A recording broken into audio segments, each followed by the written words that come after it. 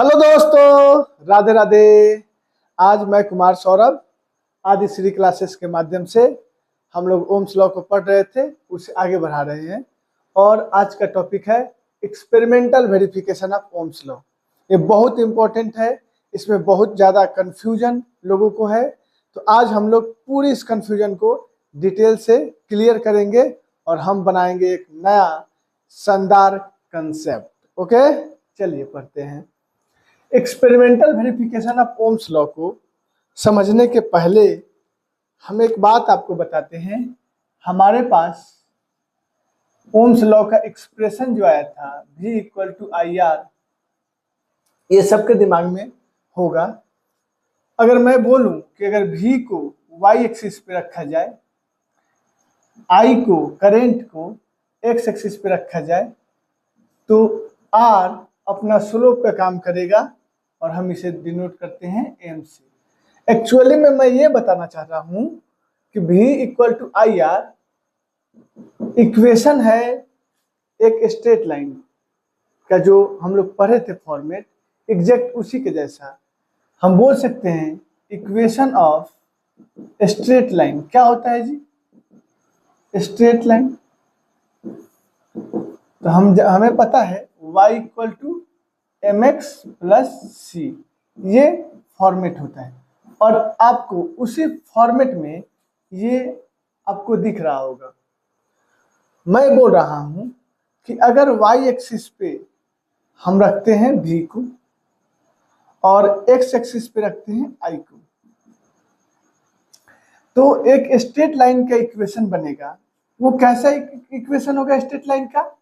इसमें पहले समझते हैं y क्या है। तो वर्टिकल एक्सिस पे जो भी डिपेंडेंट वेरिएबल है उसे बोलेंगे, x इंडिपेंडेंट वेरिएबल हॉरिजॉन्टल पर का वेरिएशन को शो करेगा, और c इंटरसेप्ट है।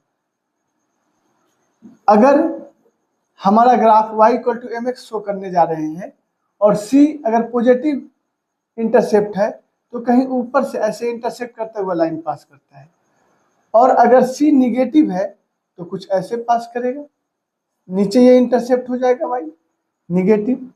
और अगर ओरिजिन से पास करेगा तो c का वैल्यू क्या होगा? 0, और ये ऐसे ग्राफ जाएगा, है ना।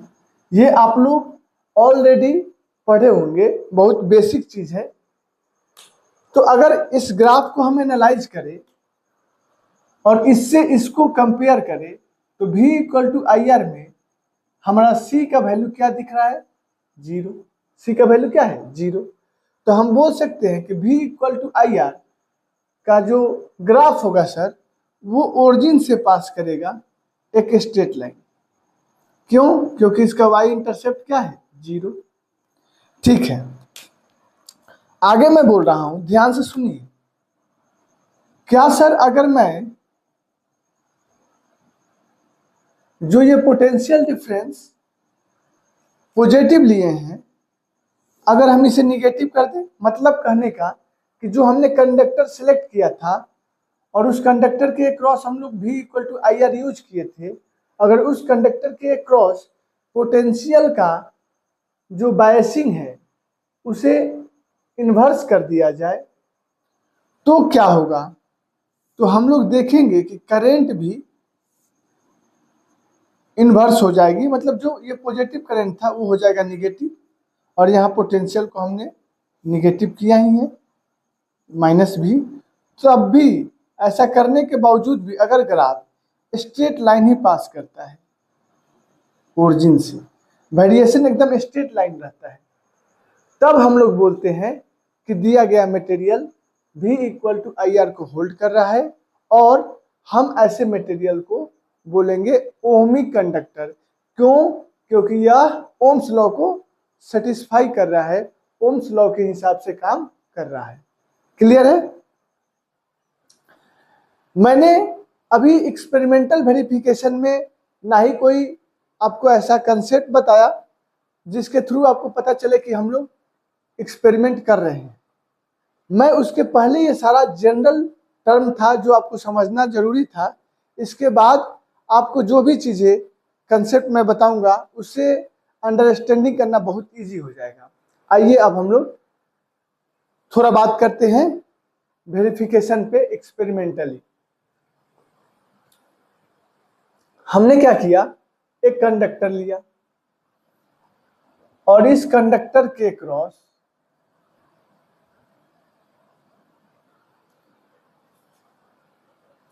एक पोटेंशियल अप्लाई कर दी V वोल्ट का।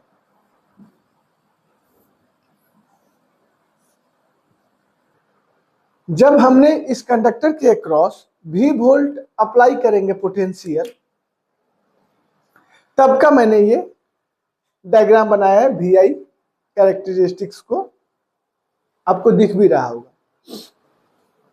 अगर मैंने जो निगेटिव पोटेंशियल दिखाया है उसमें कहने का मतलब है कि पॉजिटिव टर्मिनल को निगेटिव कर दे और निगेटिव टर्मिनल को पॉजिटिव, और इसे ऐसे बैटरी को कनेक्ट कर दे कंडक्टर के क्रॉस, तब भी उसका बिहेवियर स्ट्रेट लाइन ही हो, ये अपने थर्ड क्वाड्रेंट में, ठीक है, तब हम बोलते हैं ओहमिक कंडक्टर। क्लियर है ये बात? अब हम आगे बात करते हैं। अगर ऐसा है सर, तो हम बोल सकते हैं कि जो ये अपना कंडक्टर है इसके क्रॉस पोटेंशियल वही मेंटेन होगा जो इस बैटरी का होगा। क्यों? क्योंकि इसका बैटरी का जो दोनों टर्मिनल है वो कनेक्टेड है कंडक्टर के जो हम अपना इंड है उससे, ये आपको दिख रहा होगा। तो यहां पे मैं ये बोल सकता हूं कि अगर V को मैं वेरिएबल कर दूं, V अगर वेरिएबल हो जाए तो V को जैसे वेरी कराऊंगा तो इसमें जो चार्ज का फ्लो है, मींस करंट का फ्लो है, वो वेरी करेगा, और वो वेरिएशन जो भी आएगा वही करंट इस कंडक्टर से होके जाएगा। कहने का मतलब है मैं 12 वोल्ट मेंटेन किया, तो इससे अगर करंट हमारा 3 एम्पियर का पास कर रहा है, मैंने बढ़ा के 15 वोल्ट कर दी, तो अब इसके क्रॉस 3 से ज्यादा करंट जाएगा, 4 5 जो भी जाए। तो जो अगर पहले जब 3 जा रहा था तो कंडक्टर से भी 3 ही एम्पियर का करंट जाएगा, बाद में बढ़ के अगर 5 हो गया तो 5 एम्पियर हो गया तो 5 एम्पियर करंट फ्लो करके जाएगा। क्लियर है? अगर हम यहाँ देखें तो हम ये बात बोल सकते हैं कि कंडक्टर के क्रॉस जो करंट है वह इस बात पे डिपेंड कर रहा है कि यहाँ पे हम लोग क्या पोटेंशियल मेंटेन करके रखे हैं। ठीक है, एक्सपेरिमेंटल वेरिफिकेशन में आपको यहाँ पे एक पोटेंशियल इस कंडक्टर के क्रॉस मेजर करने के लिए हम एक इंस्ट्रूमेंट यूज करते हैं जिसका नाम क्या है, वोल्ट मीटर। क्या है? Volt meter. अभी हमने वोल्ट मीटर का इसके पहले कभी नाम नहीं लिया है, फर्स्ट बार वोल्ट मीटर नाम ले रहे हैं। हम इस इंस्ट्रूमेंट को डिटेल से पढ़ेंगे, लेकिन यहाँ पे एक्सपेरिमेंटल कुछ वर्ग था इसलिए मैंने इसे लाया है। अभी के लिए बस ये समझिए कि जो आइडियल वोल्ट मीटर होता है उसका रेजिस्टेंस हम लोग इनफाइनाइट कंसीडर करते हैं, और ये रियल वोल्ट मीटर यहाँ पे ऐड किए हैं। तो यहाँ पे पोटेंशियल का वेरिएशन होता है लेकिन बहुत कम होता है, वो निग्लिजिबल है। सेम तरीके से इस कंडक्टर के क्रॉस करंट मेजर करने के लिए हम लोग एक और डिवाइस इसमें कनेक्ट कर देते हैं, उसको बोलते हैं आमीटर और डिनोट करते हैं ए से। इसको क्या बोलते हैं? आमीटर। इसको क्या बोलते हैं? Volt meter.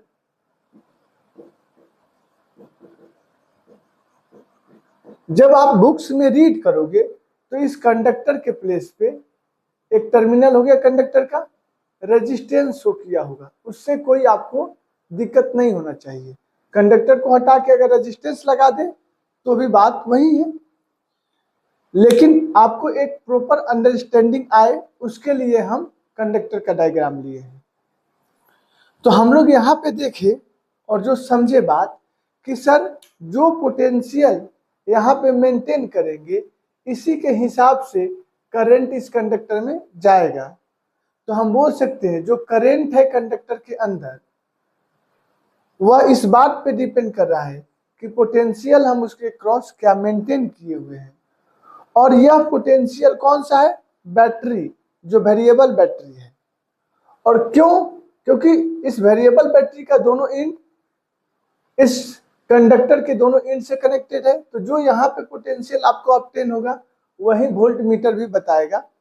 एरर होता है, बहुत कम होता है, उसे हम लोग निगलेक्ट करके चलते हैं, कोई दिक्कत नहीं। तो यहां से अगर हम प्रोपोर्शनलिटी साइन को हटाते हैं तो हम लिखते हैं I equal to, proportionality sign को हटाने के बाद हम जो कांस्टेंट लाते हैं उसको लिखते हैं हम लोग G, और ये है V। G को क्या बोलते हैं ऑलरेडी हम लोग पढ़ चुके हैं, इसे बोलते हैं कंडक्टेंस ऑफ कंडक्टर। तो यहां से G का वैल्यू अगर निकाला जाए तो आपको क्या मिलेगा, I/V। और अगर बेसिक ओम्स लॉ से आप देखिएगा V इक्वल टू IR, तो अगर I/V लिखना है तो R को उधर भेजेंगे और यहाँ मल्टीपल के फॉर्म में है तो डिवाइड हो जाएगा, तो 1/R इक्वल टू क्या मिलेगा, I/V। तो हम ये बोल सकते हैं कि I/V का वैल्यू क्या लिखे, 1/R। इसका मतलब हमने डिफिनेशन भी दिया था पिछले लेक्चर में, कंडक्टेंस क्या होता है, रेसिप्रोकल ऑफ रेजिस्टेंस, यहां भी मिल रहा है, क्लियर है। तो G को हम लोग प्रोपोर्शनलिटी कांस्टेंट भी बोल सकते हैं या कंडक्टेंस ऑफ कंडक्टर भी बोल सकते हैं। और कंडक्टेंस ऑफ कंडक्टर को अगर निकालना होगा तो I/V का रेशियो निकाल लो, काम बन जाएगा। लेकिन आप यहाँ पे ग्राफिकल एनालिसिस कर रहे हैं तो थोड़ा हम ध्यान देते हैं ग्राफ के ऊपर। पहले आप इसे नोट करिए, फिर हम लोग बात करते हैं अपने ग्राफिकल कंसेप्ट की। हम अगर अपने इस एनालिसिस की बात करें तो हमें ऐसा प्रतीत हो रहा है या आपको दिख भी रहा है कि I क्या है, इंडिपेंडेंट वेरिएबल है या डिपेंडेंट वेरिएबल है, ये आपको सोचना है। तो I क्या आपको दिख रहा है, V क्या दिख रहा है, आप सोचिए और जल्दी से बताइए।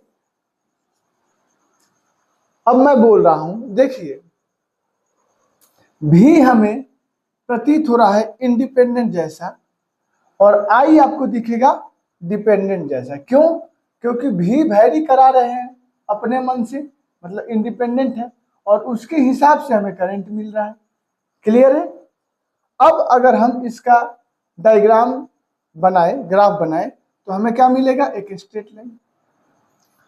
अब यह स्ट्रेट लाइन क्या डिनोट कर रहा है जी अपन को, तो सर जो स्ट्रेट लाइन है, हम कोई भी पॉइंट पकड़े, इस पॉइंट से बात करें वर्टिकल डिस्टेंस की और बात करें हॉरिजॉन्टल डिस्टेंस की, तो वर्टिकल डिस्टेंस हमें करंट इंडिकेट कर रहा है और हॉरिजॉन्टल डिस्टेंस हमें पोटेंशियल इंडिकेट कर रहा है।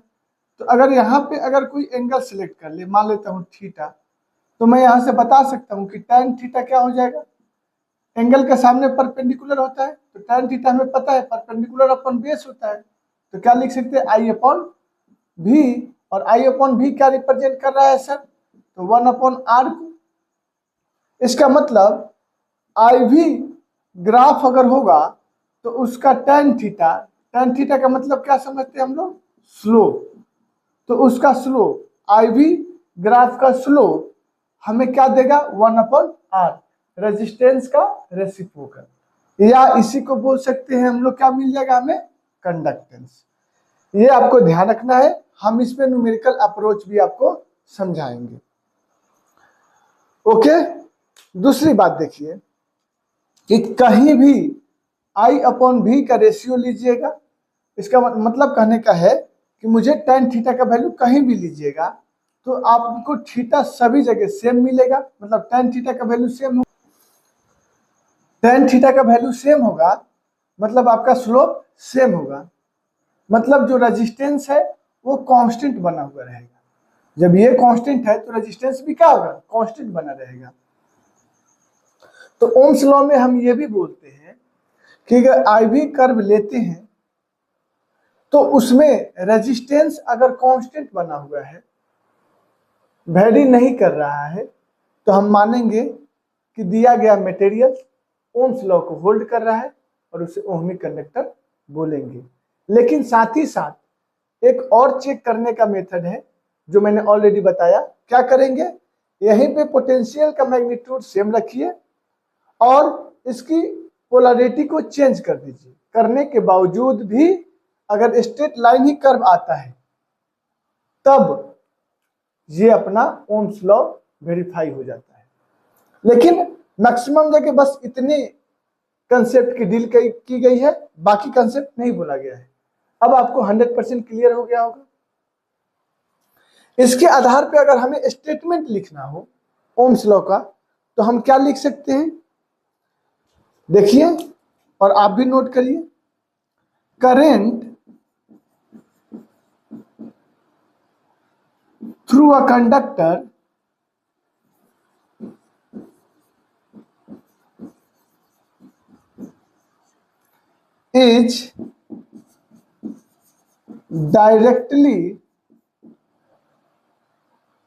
is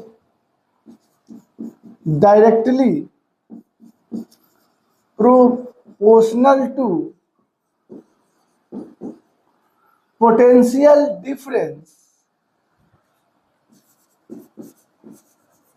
across the conductor।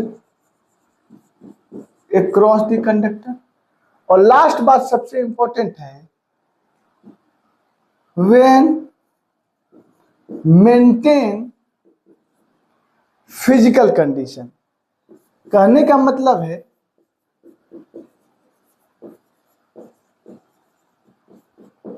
कि हम कंडक्टर को same temperature, pressure, volume, length, cross sectional area सब कुछ सेम मेंटेन किए हुए हैं, तब हमें ऐसा वेरिएशन देखने को मिल रहा है और हम इसे ओम्स लॉ बोल रहे हैं। लेकिन जो कंफ्यूजिंग वाला पार्ट है अब मैं उस पर डिटेल कर रहा हूं और ध्यान से उसे सुनिए। अब आइए कंफ्यूजन को क्लियर करने की टाइम आ गई है। हम बोल रहे हैं अगर हमारे सर्किट में एक से ज्यादा कंडक्टर है, मैंने ये 2 कंडक्टर ले लिए और तब इसके क्रॉस पोटेंशियल अप्लाई किया और ये पोटेंशियल रखा मैंने V। क्या रखा? V। और ये कैसा है? वेरिएबल है, वेरिएबल ही लेके चल रहे हैं। और जब आप पोटेंशियल V रखोगे तो इस कंडक्टर का रेजिस्टेंस में R1 मान लेता हूं और ये R2, और इस पूरे सर्किट में क्या करंट फ्लो कर रहा है, जो करंट फ्लो करेगा इस सर्किट से होके वही करंट R1 में भी जाएगा, वही करंट R2 में भी जाएगा। इसका मतलब यहाँ जो एमीटर होगा वो करंट रीड करेगा, वही करंट इन दोनों कंडक्टर में जाएगा। अब इनके क्रॉस पोटेंशियल मेजर करने के लिए हमने R1 के क्रॉस पोटेंशियोमीटर अप्लाई कर दिया, R1 के क्रॉस पोटेंशियल मेजर करने के लिए हमने वोल्ट मीटर अप्लाई कर दिया और यहाँ पे कनेक्ट कर दिया। R2 के क्रॉस भी वोल्ट मीटर कनेक्ट कर दिया। ठीक है।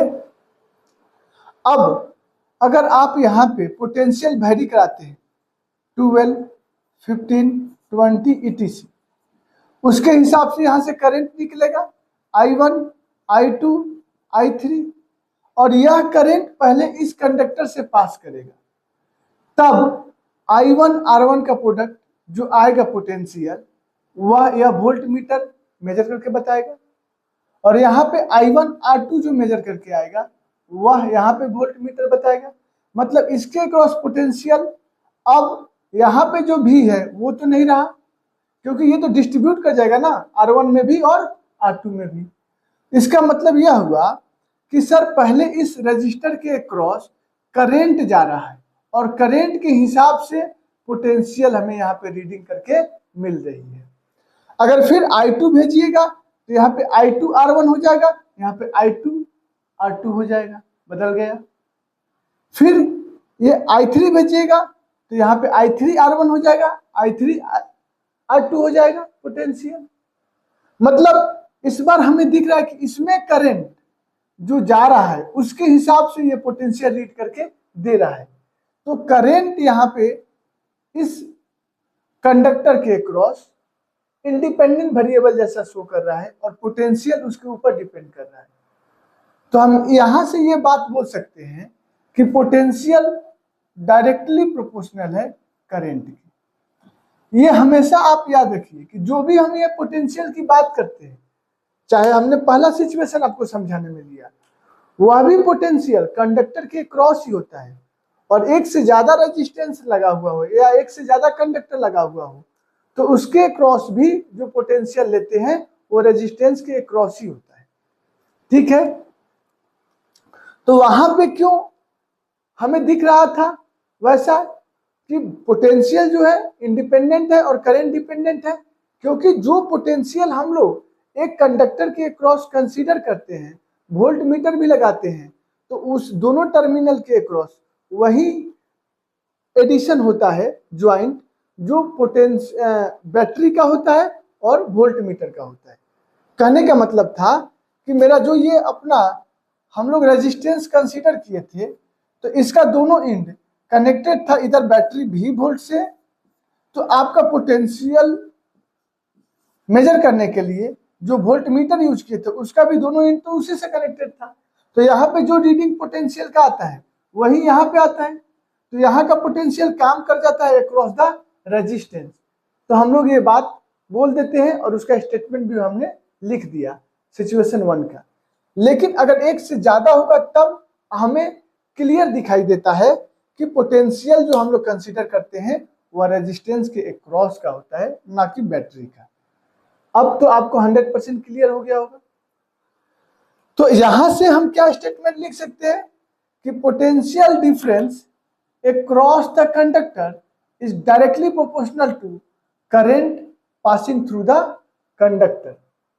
ओके, तो लिख लेते हैं, बोल सकते हैं क्या, potential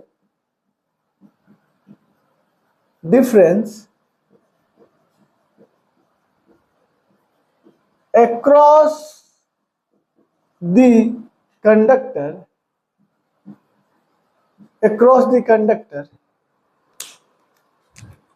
is directly proportional to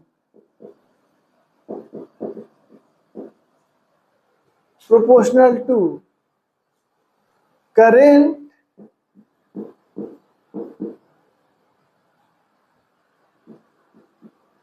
across the conductor। अब आइए, अगर ऐसा है V डायरेक्टली प्रोपोर्शनल है I के, तो हम क्या बोल सकते हैं, V और प्रोपोर्शनलिटी साइन हटाइए और नया कांस्टेंट लाइए, तो हम लोग लाते हैं R, तो V equal to R I हो गया। और यही तो अपना ओम्स लॉ में हम लोग मैथमेटिकल एक्सप्रेशन भी दिखे थे, V इक्वल टू क्या, आई आर। क्लियर हो गया। तो हम ये बात बोल सकते हैं कि अगर डिपेंडेंट अपना V हो जाए, इंडिपेंडेंट I रहे, तो V को Y पे, I को X पे शो करेंगे। और इस बार अगर हम VI कैरेक्टरिस्टिक्स देखें तो हमें स्ट्रेट लाइन मिलेगा जो ओमिक कंडक्टर होगा। और इस कंडक्टर का अगर स्लोप की बात करें, VI कर्व की स्लोप की बात करें, तो आप कोई भी पॉइंट सिलेक्ट करो, ये वर्टिकल दूरी और ये हॉरिजॉन्टल दूरी, यहाँ पे थीटा ले लो, तो आपको यहाँ पे tan थीटा मतलब स्लोप क्या दिखेगा, ये एंगल के सामने परपेंडिकुलर और रिमेनिंग जो बचा बेस है, तो हम बोल देंगे कि परपेंडिकुलर क्या है सर, परपेंडिकुलर क्या है, तो पोटेंशियल डिफरेंस, और हॉरिजॉन्टल में क्या है, करंट V अपॉन आई, और ये क्या डिनोट करता है, R। इसका मतलब हुआ कि VI ग्राफ में जो स्लोप ऑब्टेन होगा वह मुझे देगा रेजिस्टेंस। तो VI ग्राफ का स्लोप हमें रेजिस्टेंस इंडिकेट करता है, रेजिस्टेंस को बताता है। ये आपको एकदम कंसेप्ट क्लियर होना चाहिए, ठीक है। अब हम इन बातों को ध्यान रखेंगे कि कंडक्टेंस और रेजिस्टेंस दोनों V इक्वल टू IR से ऑब्टेन कर सकते हैं।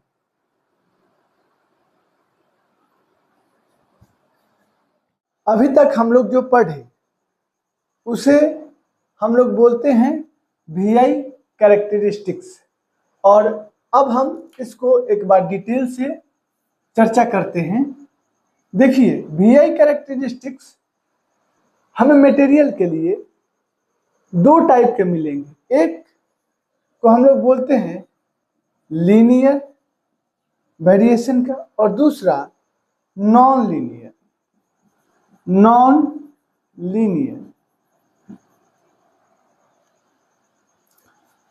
अगर लीनियर होता है तो हम लोग बोलते हैं कि जो भी अपना मटेरियल है, जो भी कंडक्टर है, वह ओहमिक है, ओहमिक कंडक्टर है या मटेरियल है। लेकिन इस बात को ध्यान रखना है कि सर इसमें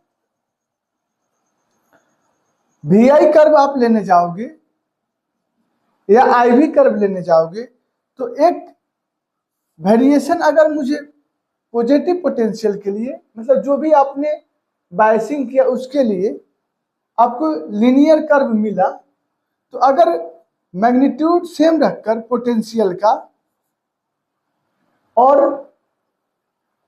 मतलब रिवर्स बायसिंग आप कर दिए तो भी वेरिएशन एज इट इज रहना चाहिए, लीनियर ही रहना चाहिए, और करंट में कोई मैग्नीट्यूड वाइज परिवर्तन नहीं होना चाहिए। तब हम बोलते हैं कि अपना जो मटेरियल है, जो कंडक्टर है, वो लीनियर है, बिहेवियर क्या है, और उसे बोलेंगे ओहमिक कंडक्टर है। अगर ऐसा होगा तो सभी जगह हम देखेंगे कि स्लोप सेम है। स्लोप VI कर्व का क्या बताता है? रेजिस्टेंस अभी हम लोगों ने देखा है, तो हम बोलेंगे कि ये R जो है वो क्या है? कांस्टेंट रहेगा, और इस केस में I जो है, मतलब जो R है वो इंडिपेंडेंट होगा I से, करंट से। R is independent from current. Okay. Non linear में क्या होता है कि अब अपना वेरिएशन जो है स्ट्रेट लाइन नहीं होगा, कुछ कर्व नेचर का होगा। तो यहां बोल सकते हैं कि जो अपना VI ग्राफ है वह अब स्ट्रेट लाइन नहीं होगा। कैसा होना चाहिए VI ग्राफ? जैसे हम बात करते हैं VI कर्व का कंडक्टर के लिए, तो अगर आप देखोगे कि कंडक्टर के क्रॉस हम लो करंट पास करते हैं तो कर्व मिलेगा आपको स्ट्रेट लाइन। लेकिन करंट का वैल्यू बढ़ा दे, हाई कर दे, ये स्मॉल करंट के लिए हमें मिलता है। लिखिए स्मॉल करंट। लेकिन जैसे हम करंट का वैल्यू बढ़ा देते हैं, हाई कर देते हैं, लार्ज कर देते हैं, यह वेरिएशन नॉन लीनियर हो जाता है, कुछ ऐसा। इसमें क्या है कि आपने करंट का वैल्यू लार्ज कर दिया, ये लार्ज करंट के लिए दिखा रहा हूं, ये किसके लिए? लार्ज करंट, लार्ज करंट के लिए। जब करंट का वैल्यू लार्ज है तो करंट हाई होने के कारण क्या होता है? टेम्परेचर इंक्रीज कर जाता है कंडक्टर का, और टेम्परेचर बढ़ने से हमें पता है कि रेजिस्टेंस बढ़ जाएगा। तो आप देखिए इसमें मैंने दिखाया भी है कि जब करंट का वैल्यू हाई करेंगे तो रेजिस्टेंस बढ़ गया। क्यों बढ़ गया? क्योंकि हमने स्लोप इंक्रीजिंग दिखाई है, ऐसे। अगर यहाँ पे स्लोप लीजिएगा तो कुछ ऐसे होगा, यहाँ पे लीजिएगा तो कुछ ऐसे होगा, और यहाँ से हॉरिजॉन्टल से एंगल देखिएगा तो ये θ1 है, ये θ2 है। तो θ1 लेस देन θ2, और एक्यूट के एंगल के लिए हमें पता है कि जैसे ही एंगल बड़ा होगा tan थीटा का वैल्यू बड़ा होगा, स्लोप का वैल्यू ज्यादा होगा। ठीक है, तो ये नॉन लीनियर वेरिएशन का एग्जाम्पल रहा। और ये किसके लिए? कंडक्टर के लिए। हम किसके लिए बात करिए हैं? V I graph for conductor. तो यहां लिख लीजिए फॉर कंडक्टर की बात हुई है। थोड़ा एक ही जगह पे पूरा इंफॉर्मेशन हो गया, तो आप साफ सुथरा लिखिएगा। अगर हम बात करें नॉन लीनियर के केस में, तो नॉन लीनियर के केस में एक और एग्जाम्पल है जिसमें नॉन ओमिक होने का कंफर्मेशन मिल जाता है। जो नॉन लीनियर वेरिएशन होगा उसे हम लोग या वैसे मटेरियल को बोलते हैं नॉन ओमिक मटेरियल या कंडक्टर, अगर कंडक्टर है तो। कौन सा है जी?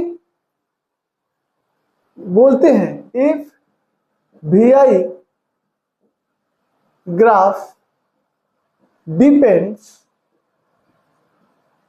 On sign. कहने का मतलब कि ग्राफ इस बात पे डिपेंड करता है कि पोटेंशियल पॉजिटिव है या निगेटिव। हम आई को रखें वर्टिकल पे, पोटेंशियल को रखें हॉरिजॉन्टल पे। और हम एग्जांपल इसका ले रहे हैं पीएन जंक्शन डायोड। इसमें हमें क्या देखा गया कि अगर आप पोटेंशियल पॉजिटिव रखते हैं तो करंट वर्सेस पोटेंशियल का वेरिएशन हमें कुछ इस टाइप से मिलता है। देखिए ऐसे यहां पे लगभग 0.2 वोल्ट पोटेंशियल रहता है, तो वेरिएशन कुछ इस टाइप का मिलता है आई भी। लेकिन जैसे ही हम पोटेंशियल को निगेटिव करते हैं, वेरिएशन कुछ ऐसे आता है।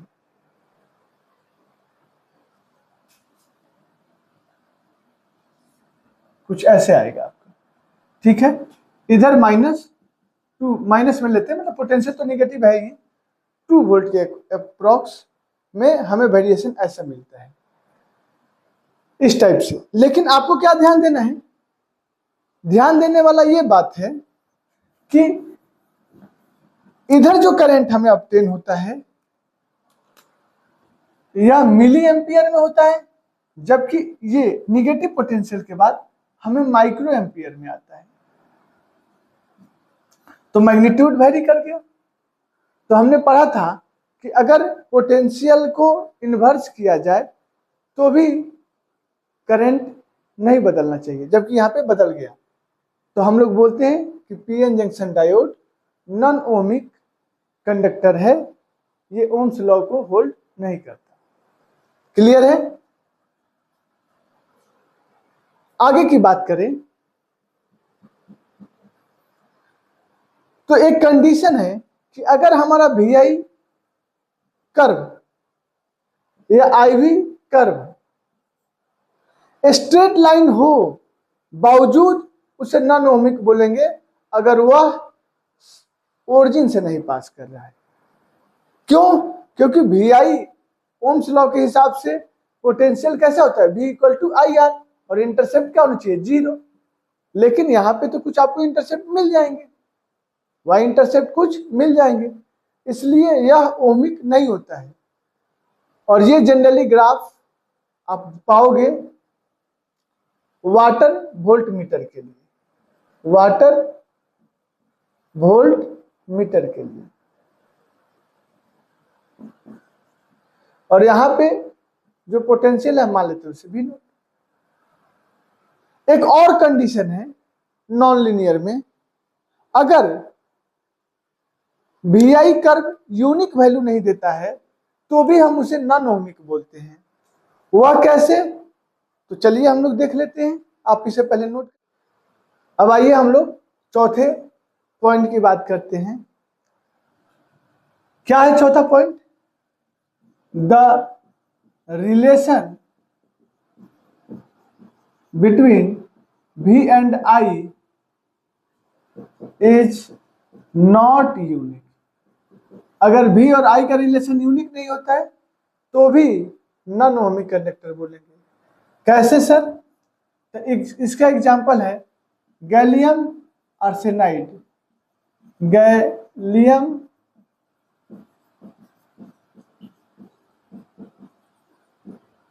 गैलियम आर्सेनाइड, इसमें क्या है सर?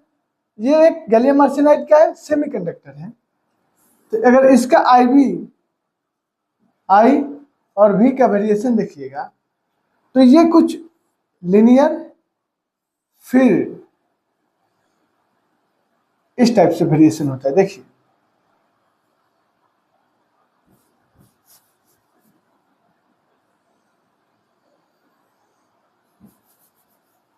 ऐसा।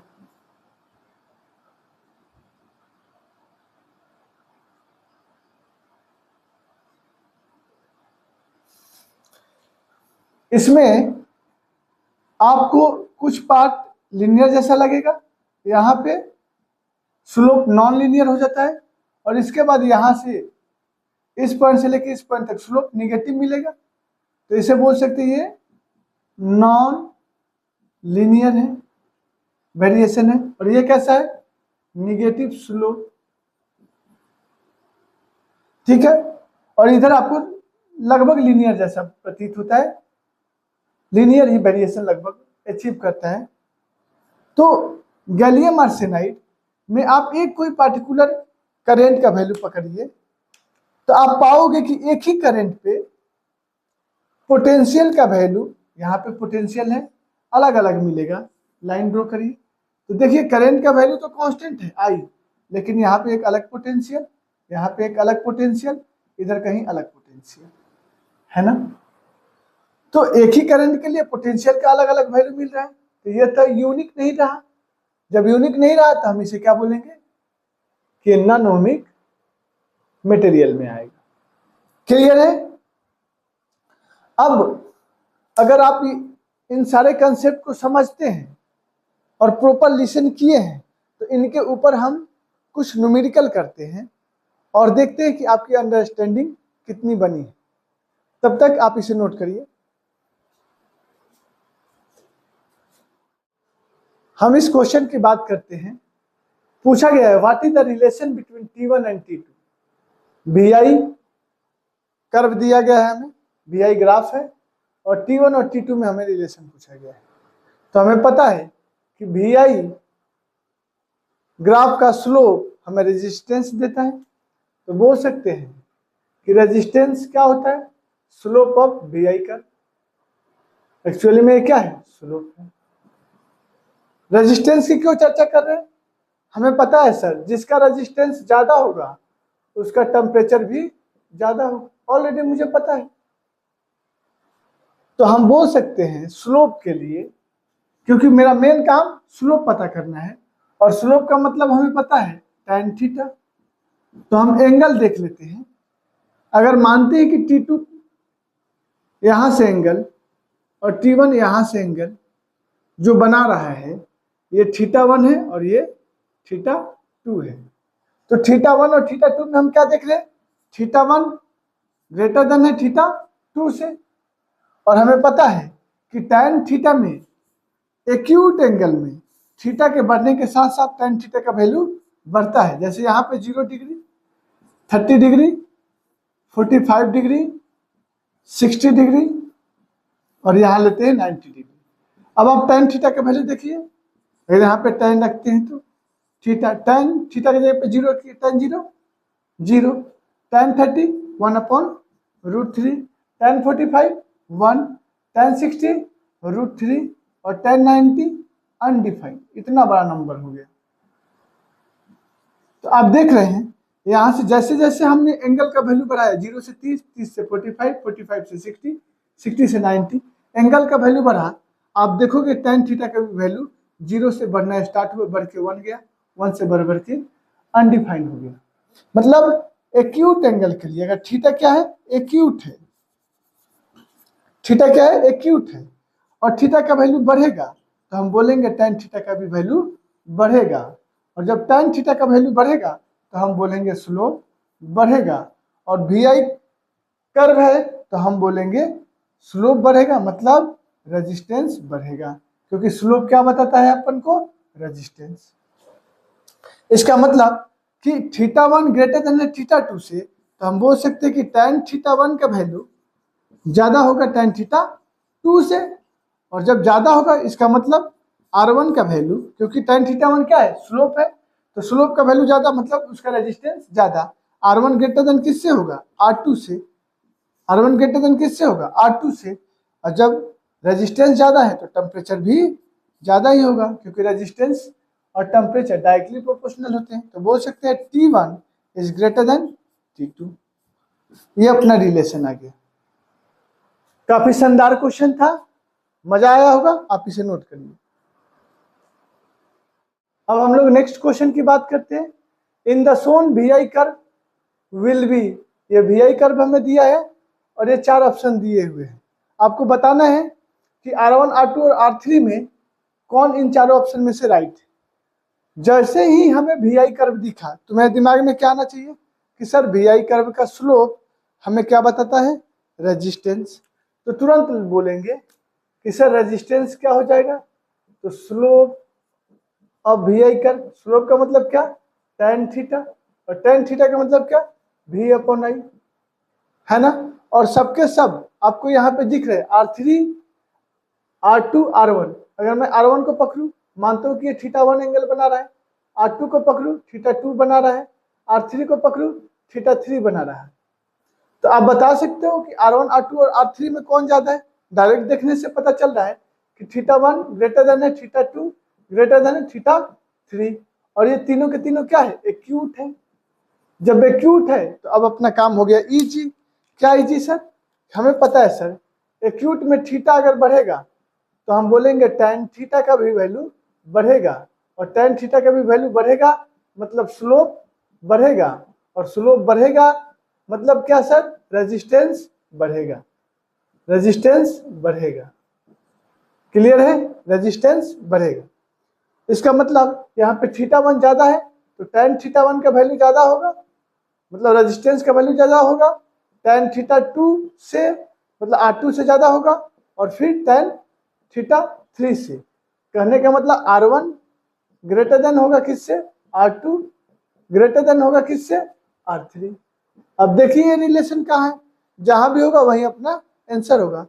तो option B R1 is greater than R2 is greater than R3। बताइए कितना इजी क्वेश्चन है।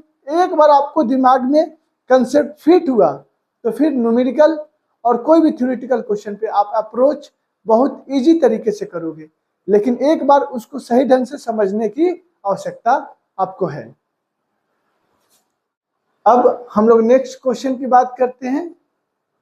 इन the shown IV curve will be, ये IV कर्व दिया हुआ है और हमसे पूछ रहा है कि आप हमें दिखाइए। क्वेश्चन में एक्चुअली में हमें पूछा है R1 अपॉन R2 का रेशियो बताना है, ठीक है।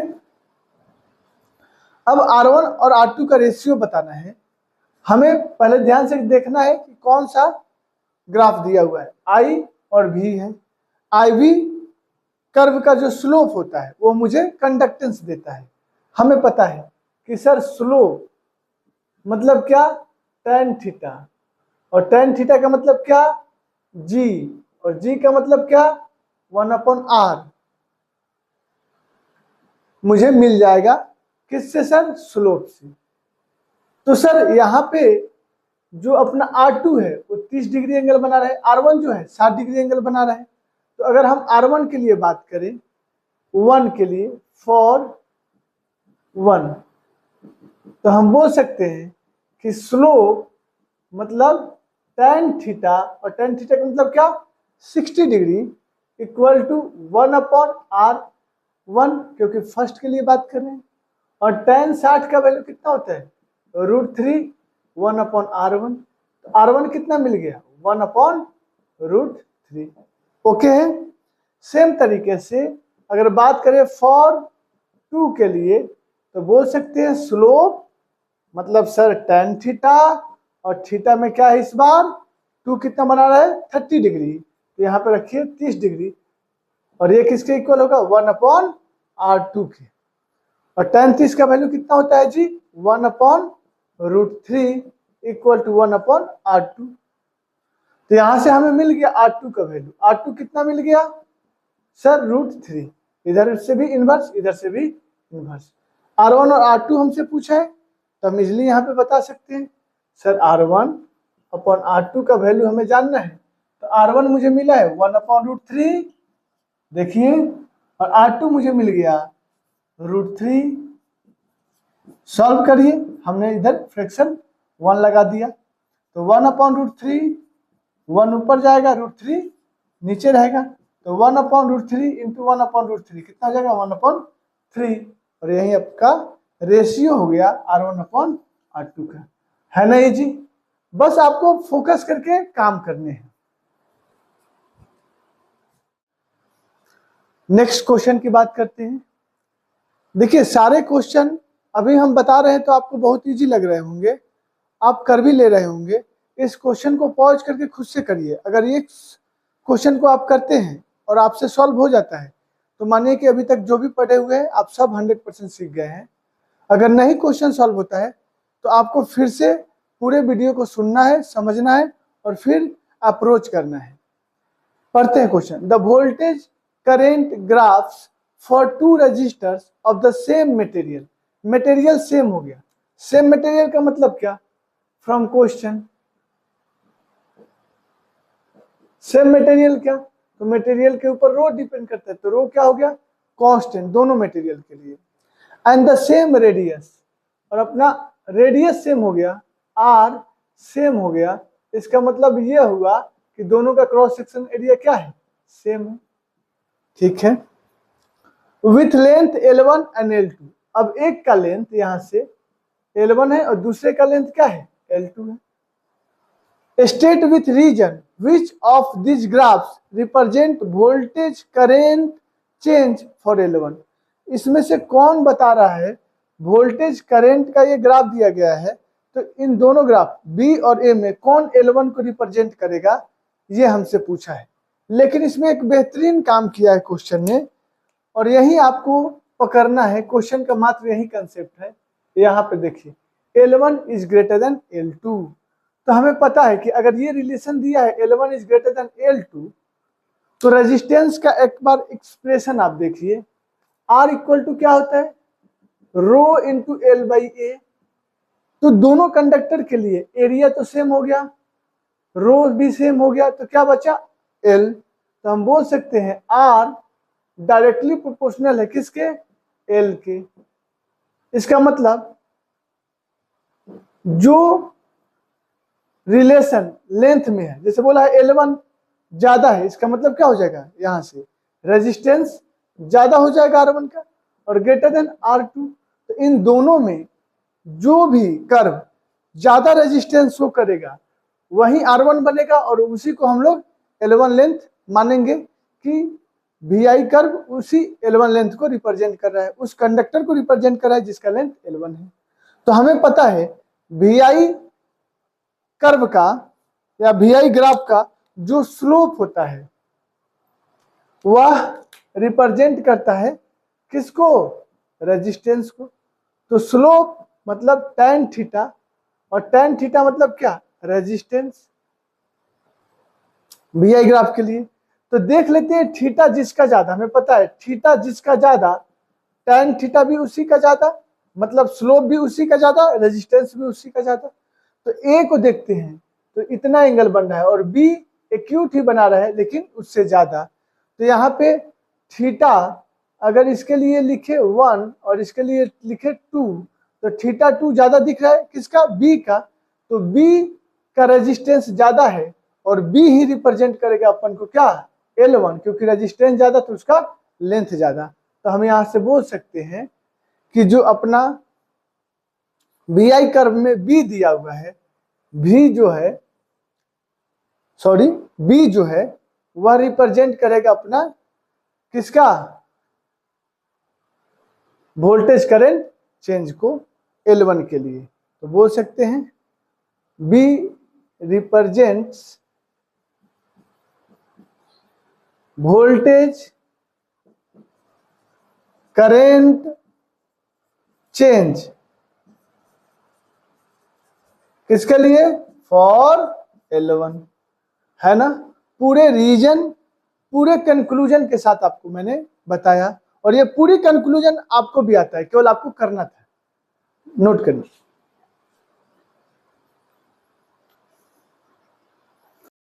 नेक्स्ट क्वेश्चन AIPMT का है, 1997 में पूछा गया है। देखिए कितना इजी है। From the graph between current I end voltage is shown, current का और वोल्टेज के बीच में ग्राफ दिया हुआ है, IV कर्व है अपना। Identify the portion corresponding to negative resistance. अब निगेटिव हमें रेजिस्टेंस कैसा चाहिए? R कैसा चाहिए? निगेटिव रेजिस्टेंस वाला रीजन हमें बताना है दिए गए ग्राफ में। अब देखिए, हमें पहले पता है करंट और वोल्टेज के IV कर्व है, तो स्लोप मतलब tan थीटा, और tan थीटा का मतलब क्या होगा IV कर्व में? G, और G का मतलब क्या होगा? 1/R। और बोला जा रहा है कि R होना चाहिए क्या? निगेटिव। रेजिस्टेंस हमें चाहिए निगेटिव, मतलब पूरा टर्म निगेटिव। पूरा टर्म निगेटिव मतलब क्या? tan थीटा भी होना चाहिए निगेटिव, तभी तो हम बोलेंगे कि स्लोप क्या है? निगेटिव। और tan थीटा निगेटिव कब होता है? जब हम बात करते हैं फर्स्ट क्वाड्रेंट में, तो ऑल ट्रिग्नोमेट्रिकल रेशियो पॉजिटिव होता है। तो फर्स्ट क्वाड्रेंट से बाहर जाए, सेकंड क्वाड्रेंट में अगर आते हैं, तब हमें यहाँ पे tan थीटा क्या मिलेगा? निगेटिव। क्यों? क्योंकि सेकंड क्वाड्रेंट में sin थीटा और उसका इनवर्स cosec थीटा पॉजिटिव होते हैं, बाकी सब निगेटिव। तो हमें इसमें तो सब के सब पॉजिटिव मिलेंगे। यहाँ पे सेकंड क्वाड्रेंट में tan थीटा निगेटिव होता है, तो हमें देखना है कि स्लोप मतलब टेंजेंट कहाँ पे 90 डिग्री से ज्यादा एंगल बना रहा है। आप यहाँ से 0 से लेके B तक, या हम इसे O से डिनोट करें तो O से लेके B तक आप देखोगे सारा एंगल एक्यूट बनेगा, और ऐसे ऐसे आगे जब बढ़ेंगे तो घटते घटते यहाँ पे बनेगा 0, और इसके बाद निगेटिव बनना स्टार्ट होगा। जैसे ही लोग टेंजेंट इसका इस पॉइंट पर लेंगे तो किधर जाएगा? कहीं इधर जाएगा। और अगर डिफरेंस लाइन ले तो हमें दिख गया ये एंगल क्या है? ऑब्ट्यूज। और ऑब्ट्यूज होगा तो tan थीटा क्या होगा? निगेटिव। यहाँ थीटा क्या है? ऑब्ट्यूज है। और ऑब्ट्यूज होने पे क्या होगा कि अगर tan में थीटा का वैल्यू आपने रखा ऑब्ट्यूज, तो tan थीटा क्या मिलेगा? निगेटिव। और जब tan थीटा निगेटिव मिलेगा तो हम बोल देंगे कि स्लोप क्या है? निगेटिव। तो वह रीजन क्या है? C to D। फिर D to E देखोगे तो सब एक्यूट बनाएगा। कहीं भी टेंजेंट ड्रॉ करो, फिर डिफरेंस लाइन से एंगल देखोगे 90 से कम मिलेगा, तो tan थीटा हो जाएगा पॉजिटिव, स्लोप हो जाएगा पॉजिटिव। लेकिन अपन को क्वेश्चन में बोला है कि स्लोप चाहिए निगेटिव, तो वह पॉसिबल है C to D में। तो आंसर करेंगे C to D। हमें समझ में अच्छे से आ रहा है, नोट करिए। नेक्स्ट क्वेश्चन देखते हैं। अपना नेक्स्ट क्वेश्चन IIT 2019 का है, और बेहतरीन क्वेश्चन है, लाजवाब क्वेश्चन है। लेकिन अगर आपने पूरी लेक्चर को ध्यान से पढ़ा है और काम कर रहे हैं तो आपको मजे आ जाएंगे इस क्वेश्चन से। देखिए क्या बोला है, in an experiment the resistance of a material is plotted as a function of temperature. यहाँ पे टेम्परेचर वर्सेस रेजिस्टेंस का ग्राफ दिया गया है। ग्राफ में देखिए ln यूज किया गया है, ln R। ये T तो फंक्शन बता रहा है कि रेजिस्टेंस जो है फंक्शन है टेम्परेचर का। तो हमें पता है जी कि जो भी वर्टिकल लाइन पे होगा एज ए बिहेव करेगा y। और क्यों ऐसा बोल रहा हूँ? क्योंकि मुझे आगे जो भी हो, जो भी क्वेश्चन लिखे, लेकिन हमें स्ट्रेट लाइन कर्व दिख रहा है विथ निगेटिव स्लोप। क्लियर है? इन सम रेंज टेम्परेचर का वेरिएशन ज्यादा नहीं है, कुछ लिमिटेड रेंज तक है। As shown in the figure, दिया गया है डायग्राम में, it is a straight line. क्या है अपना? स्ट्रेट लाइन है। मे कंक्लूड दैट, तो आप इन चारों ऑप्शन में से इस ग्राफ को देख के क्या कंक्लूड करिएगा? तो मैं तो बोलूंगा कि मैंने जैसे सर ये ग्राफ देखा, एक बात क्लियर हो गई कि ln R काम करेगा y का, और 1/t² काम करेगा x का, और ये ग्राफ किसका है? स्ट्रेट लाइन का, स्ट्रेट लाइन। और एक बात लिख लीजिए, विथ निगेटिव स्लोप, काम बन गया। तो स्ट्रेट लाइन का इक्वेशन क्या होता है जी? y equal to mx plus c। आ गया मजे? y की जगह पे क्या है? ln r, x की जगह पे क्या है? 1/t², m की जगह पे क्या है जी? स्लोप नहीं पता है, लिख लेते हैं, बाद में अरेंज कर लेंगे। और c हमें नहीं पता है, काम बन गया। अब वैल्यू रख लेते हैं। देखिए हमें ये एंड नहीं पता है कहाँ पे जाएगा, और हमें ये पता है कि जब यहाँ पे रेफरेंस पॉइंट पे होगा तब यहाँ पे कुछ रेजिस्टेंस का वैल्यू होगा। तो अगर हम 0 माने तो हम इसे लिख सकते हैं ln r, और 0 टेम्परेचर पे है तो r0। और ये पॉइंट मुझे नहीं पता है, तो जो भी हो हम इसको एज इट इज लेके चलते हैं। तो हम एक बात बोल सकते हैं कि हमें बताना है स्लोप का वैल्यू, और स्लोप कैसा है? निगेटिव। ये कैसा है? निगेटिव। तो इसको कैसे लिखें? ln r is equal to minus, और स्लोप का मतलब tan थीटा। tan थीटा मतलब क्या?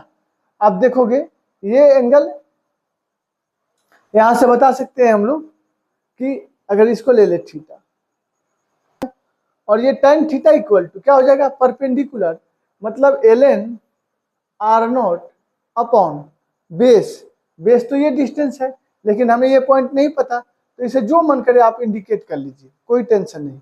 हम इसे लिख लेते हैं 1 अपॉन, ये 0 पे है तो t0 लिख लूं, तो क्या हो जाएगा? 1 अपॉन यहाँ पे कुछ भी वैल्यू ले लेते हैं, t1 ले लेता हूं मैं, तो क्या हो जाएगा? 1/t1 का होल स्क्वायर, क्लियर है, into 1/t² plus intercept. Intercept क्या है यहाँ पे?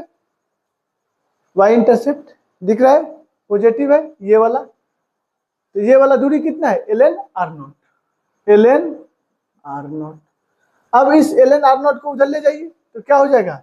ln r minus ln r0 equal to, अब देखिए ln r0 और 1/t², जो भी यहाँ पे वैल्यू बढ़िएगा सबका सब एक कांस्टेंट हो जाएगा एक पर्टिकुलर वैल्यू पे, क्योंकि ये हॉरिजॉन्टल लाइन का पॉइंट है, और हॉरिजॉन्टल लाइन का पॉइंट जहाँ पे इंटरसेक्ट करेगा एक फिक्स वैल्यू आएगा, तो ये पूरा कांस्टेंट हो जाएगा।